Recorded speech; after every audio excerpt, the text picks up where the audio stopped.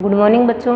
Sardar Patel public school कटरातुल Sikar से मैं हिंदी अध्यापिका सुमिता, कक्षा 4 पाठ 3 का नाम है चाणक्य का न्याय। ये पाठ पिछले वीडियो में स्टार्ट कर दिया था, पिछले वीडियो में पढ़ लिया था आधा तो, और आगे वाला आज पढ़ेंगे हम।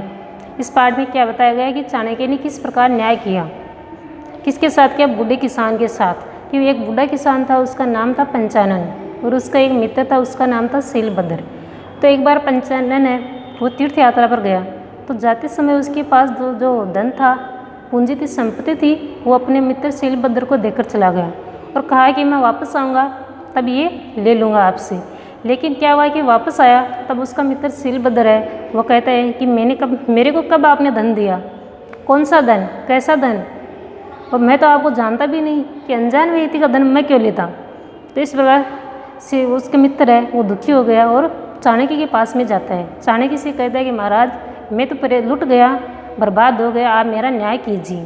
तो इस पाठ में चाणक्य के न्याय के बारे में बताया किस प्रकार उसने न्याय किया। सुलभ हम पढ़ते हैं बुक में आगे से। पाठ नंबर 3 निकालो, पेज नंबर 19 पर। 19 का पढ़ लिया था, 20 पर देखो नीचे से, नीचे वाली लाइन। चलो पढ़ते हैं हम। महामंत्री ने पूछा, धन देते हुए तुम्हें किसी ने देखा हो या न देखा हो। कि महामंत्री जी कहते हैं कि आपको धन देते हुए किसी ने न देखा होगा, लेकिन पेड़ ने तो अवश्य ही देखा होगा। कि जिस पेड़ के नीचे आपने धन दिया था उस पेड़ ने तो जरूर ही देखा होगा आपको। बूढ़ा आदमी सकुचाते हुए बोला, जी महामंत्री। तो बूढ़ा आदमी कहता है, जी महामंत्री। मंत्री बोले, जाओ पेड़ को बुलाकर लाओ। कि महामंत्री जो कहते हैं, जाओ पेड़ को बुलाकर लाओ। आप किसको कहते हैं, बूढ़े किसान को। वह गवाही देगा, कि वह आपकी गवाही देगा कि आपने उसको धन दिया या नहीं। हिचकिचाते हुए किसान पेड़ को लेने चला गया। कि किसान है, बूढ़ा किसान, वो पेड़ को लाने के लिए चला गया। सुबह से दोपहर होने को आई, परंतु किसान लौटकर नहीं आया। कि सुबह गया था, दोपहर हो गई, तब तक भी वो किसान लौटकर वापस नहीं आया। शीलभद्र बैठे बैठे परेशान हो गया। कि शीलभद्र उसका इंतज़ार कर रहा था, तो वह बैठे बैठे परेशान होगा। परेशान करता था दुखी, ये दुखी। वह बैठा बैठा क्या हो गया था, दुखी हो गया था।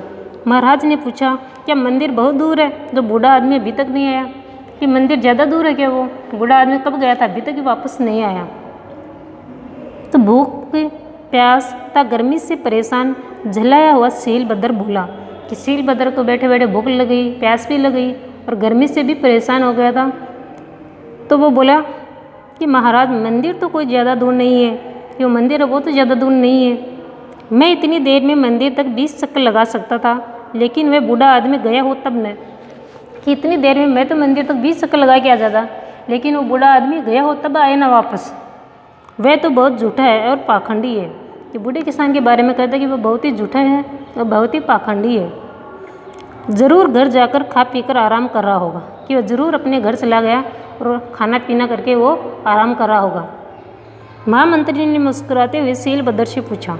कि महामंत्री ने कहा हंसते हुए, क्यों मित्र, कल तो तुमने कहा था कि तुम तो वहाँ कभी गए ही नहीं। कि क्यों मित्र, क्यों दोस्त, कल तो तुम कह रहे थे कि मैं तो कभी मंदिर के पास में गए ही नहीं। तुम अब कैसे कह रहे हो कि मंदिर पास ही है। कि अब कैसे बोल रहे हो आप कि मंदिर ज़्यादा दूर नहीं है, पास ही है, नज़दीक ही है।